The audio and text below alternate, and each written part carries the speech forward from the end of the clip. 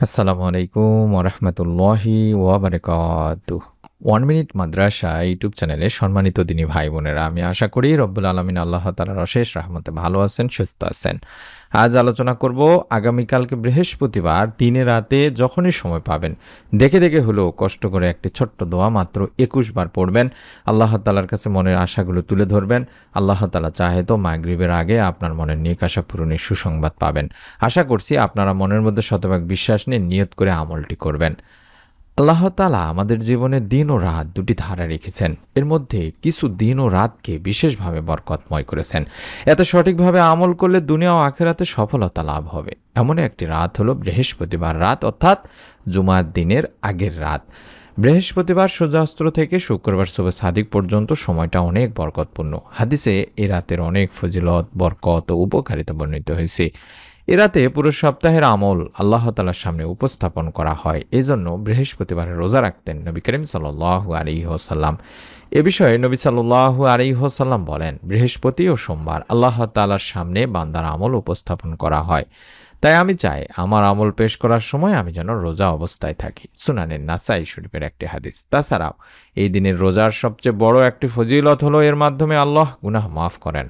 আবু হুরায়রা রাদিয়াল্লাহু তাআলা আনহু থেকে বর্ণিত, তিনি বলেন, নবীজি সাল্লাল্লাহু আলাইহি ওয়াসাল্লাম গুরুত্বের সাথে সোম ও বৃহস্পতিবার রোজা রাখতেন। নবীজিকে জিজ্ঞাসা করা হলো, আল্লাহ রাসূল সাল্লাল্লাহু আলাইহি ওয়াসাল্লাম, আপনি গুরুত্বের সাথে সোমবার বৃহস্পতিবার রোজা রাখেন, এর কারণ কি? নবীজি বললেন, সোম ও বৃহস্পতিবারে আল্লাহ সব মুসলিমকেই ক্ষমা করে দেন, তবে ওই দুই ব্যক্তি ছাড়া যারা একে অপরকে বর্জন করেছে তাদের সম্পর্কে আল্লাহ রাব্বুল আলামিন বলেন, পরস্পর মিলে যাওয়া পর্যন্ত এদেরকে আপন অবস্থায় ছেড়ে দাও। সুনানি ইবনে মাজার একটি হাদিস। আর যে মুসলমান পরস্পরের সাথে ঝগড়া করে অন্যের প্রতি রাগান্বিত হয় তাদের এই রাতেও ক্ষমা করা হবে না। একইভাবে আত্মীয়তার সম্পর্ক ছিন্নকারীকে, অর্থাৎ আত্মীয় স্বজনের সাথে যারা সম্পর্ক ছিন্ন করেছেন তাদেরকেও এই রাতে ক্ষমা করা হবে না। এ কারণে নবী করিম সাল্লাল্লাহু আলাইহি ওয়াসাল্লাম কোনো মুসলমানকে অন্য মুসলমানের সাথে 3 দিনের বেশি রাগ করে থাকতে নিষেধ করেছেন। বুখারী মুসলিম শরীফের হাদিস।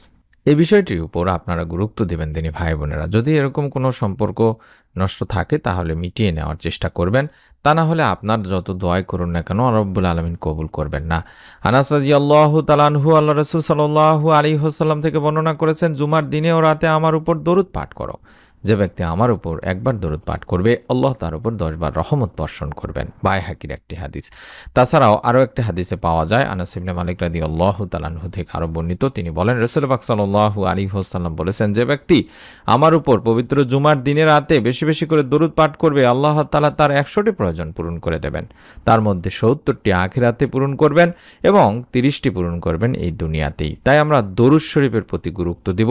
দরুদের ফজিলত, দরুদের উপকারিতা, দরুদের সওয়াব যে এত বেশি, সবচেয়ে গুরুত্বপূর্ণ যে এটা আমরা মনের মধ্যে বিশ্বাস নিয়ে বেশি বেশি করে দরুদ পাঠ করব, আল্লাহর রহমত আমাদের উপর ইনশাআল্লাহ বর্ষিত হবে এবং বিশ্বনবী সাল্লাল্লাহু আলাইহি ওয়াসাল্লামের ভালোবাসাও আমরা পাবো কঠিন কিয়ামতের দিন, মুসিবতের সময়। তাই আমরা বেশি বেশি দরুদ পাঠপূর্বক একটি ছোট্ট দোয়ার আমল করব, যে দোয়ার মাধ্যমে আল্লাহ তাআলা বান্দার মনে নেক আশা পূরণ করে থাকেন।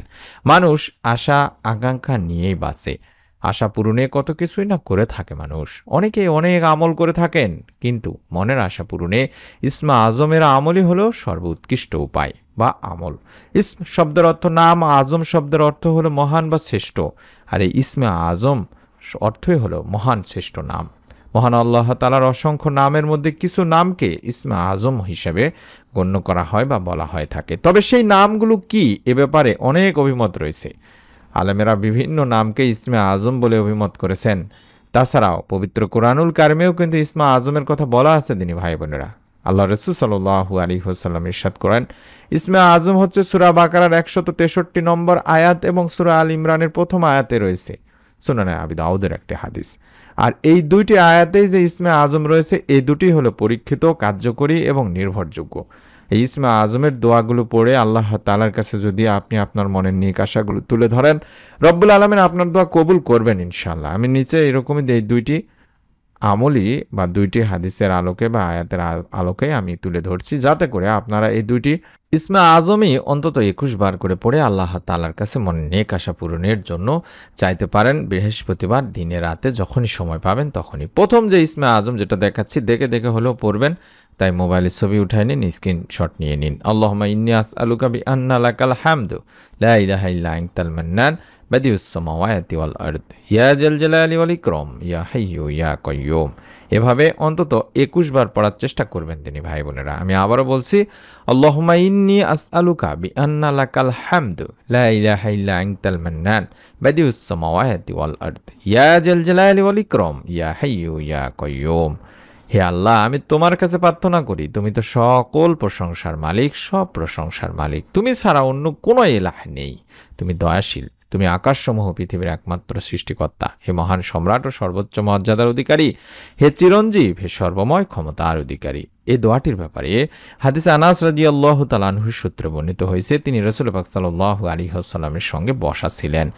এক সময় বা এই সময়ে এক ব্যক্তি নামাজ আদায় করে দোয়াটি পাঠ করল। তখন নবী করিম সাল্লাল্লাহু আলাইহি ওয়াসাল্লাম বললেন যে এই ব্যক্তি ইসমে আজমের দ্বারা দোয়া করেছে, অর্থাৎ যে নামে ডাকলে তিনি সাড়া দেন এবং যে নামে তার নিকট চাওয়া হলে তিনি তাকে তা দান করেন। সুবহানাল্লাহ। এটিও আবু দাউদ শরীফের একটি হাদিস। তাই আমরা এই ইসমে আজমটির মাধ্যমে অবশ্যই আল্লাহ তাআলাকে ডেকে ডেকে মনের নেক আশাগুলো পূরণের জন্য দোয়া করব। আরেকটি ইসমে আজম, যেটা ২ নম্বর ইসমে আজম, সেটা হলো আল্লাহুম্মা ইন্নী আসআলুকা আন্নী আশহাদু আন্নাকা আনতাল্লাহ লা ইলাহা ইল্লা আনতাল আহাদুস সামাদুল্লাযী লাম ইয়ালিদ ওয়া লাম ইউলাদ ওয়া লাম ইয়াকুল লাহু কুফুয়ান আহাদ। আবারও বলছি, আল্লাহুম্মা ইন্নী আসআলুকা আন্নী আশহাদু আন্নাকা আনতাল্লাহ লা ইলাহা ইল্লা আনতাল আহাদুস সামাদুল্লাযী লাম ইয়ালিদ ওয়া লাম ইউলাদ ওয়া লাম ইয়াকুল লাহু কুফুয়ান আহাদ। এটিও মোবাইল স্ক্রিনশট নিন। এর অর্থ হচ্ছে, ইয়া আল্লাহ, আমি তোমার নিকট প্রার্থনা করছি এবং আমি সাক্ষ্য প্রদান করছি যে তুমিই একমাত্র আল্লাহ এবং তুমি ছাড়া কোনো ইলাহ নাই। তুমি একক এবং অমুখাপেক্ষী, যার কোনো সন্তান নাই এবং যিনি কারো সন্তান নন, আর যার সমকক্ষ কেউ নাই। রুবায়দা রাদিয়াল্লাহু তাআলা আনহু থেকে বর্ণিত, রাসূল পাক সাল্লাল্লাহু আলাইহি ওয়াসাল্লাম ২ জন লোককে দোয়াটি বলতে শুনেছেন। তখন রাসূল সাল্লাল্লাহু আলাইহি ওয়াসাল্লাম বলেন, তোমরা আল্লাহর দরবারে বা আল্লাহর কাছে ইসমে আজমের মাধ্যমে চেয়েছো, যার মাধ্যমে চাইলে আল্লাহ দান করেন এবং দোয়া করলে দোয়া কবুল করেন। সুবহানাল্লাহ, সুবহানাল্লাহ। কতটা পাওয়ারফুল একটা আমল। আশা করছি আপনারা মনের মধ্যে শতভাগ বিশ্বাস নিয়ে নিয়ত করে হলেও আপনারা আজ বৃহস্পতিবার দিনে রাতে যখনই সময় পাবেন তখনই অন্তত দেখে দেখে হলো এই দোয়ার আমলটি করবেন। ভিডিওটিতে একটি লাইক দিয়ে কমেন্ট সেকশনে আমিন লিখে নিয়ত করুন এবং নতুন আমলের ভিডিও পাওয়ার জন্য অবশ্যই ভিডিওটির নিচে সাবস্ক্রাইব লেখা আছে ইংলিশে সাদা কালোর মিশ্রণে লেখাটির উপরে সাবস্ক্রাইব লেখার উপরে একবার চাপ দিন। ডান পাশে বেল আসলে বেলের উপরে একবার চাপ দিয়ে রেখে দিন। ইনশাআল্লাহ নতুন ভিডিও আপনার মোবাইলে পৌঁছে যাবে। সকলে ভালো থাকুন, সুস্থ থাকুন। আমরা মন থেকে দোয়া করি রব্বুল আলামিন যেন আপনাদের সকলকে, যারা আমলটি করবেন, ভিডিওটি সম্পূর্ণ দেখলেন, নিয়ত করেছেন, এই আমলের ওসিলায় হলেও তাদের মনের নেক আশাগুলো পূরণ করেই দেন। আমিন। আসসালামু আলাইকুম ওয়া রাহমাতুল্লাহি ওয়া বারাকাতুহু।